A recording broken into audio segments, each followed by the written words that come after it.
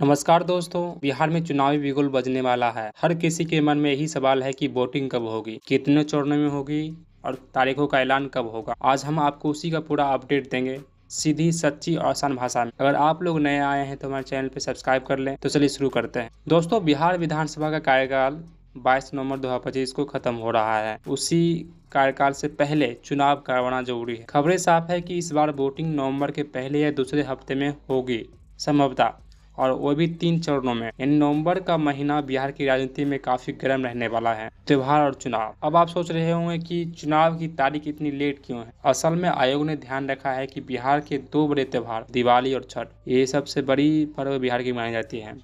जैसे ही खत्म हो जाएगा तो लाखों लोग पूजा पाठ और गांव लौटने में बिजी रहते हैं। ऐसे में वोटिंग करवाना मुश्किल होता है। इसीलिए त्योहार के तुरंत बाद ही चुनावी माहौल पूरे बिहार में छा जाएगा। ये इलेक्शन कमीशन के द्वारा एक प्लान बनाया गया है। तो शेड्यूल कब आएगा? सूत्रों के मुताबिक अक्टूबर के पहले या दूसरे हफ्ते में चुनाव आयोग एक प्रेस कॉन्फ्रेंस करके तारीखों का ऐलान करेगा, और जैसे ही चुनाव की तारीख सामने आएगी उसी दिन से पूरे बिहार में आचार संहिता लागू हो जाएगी। यानी नेताओं की रैलियों, पोस्टरों और बयानों पर तुरंत असर दिखेगा।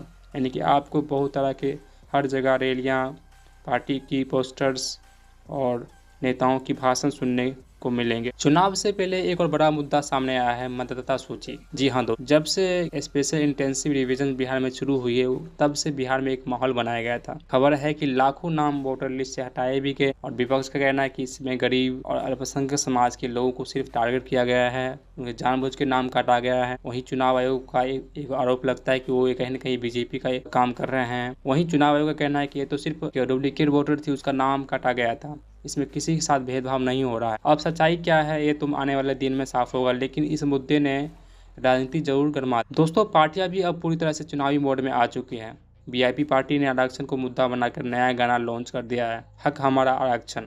वहीं दूसरी तरफ राहुल गांधी ने भी 17 अगस्त से बिहार में पूर्ण रूप से बिहार वोट यात्रा शुरू की थी। यानी अब छोटे बड़े दल जनता के बीच पहुंचने की पूरी कोशिश में हैं। अब सवाल है कि चुनाव इतना अहम क्यों है। दोस्तों, बिहार हमेशा से राजनीतिक सेंटर रहा है, आपको पता ही होगा।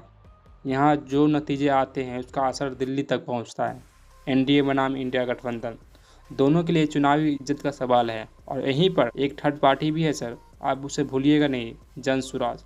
ये कहीं न कहीं एक अहम, इस बार इस इलेक्शन में एक अलग छाप छोड़ सकती है संभवतः।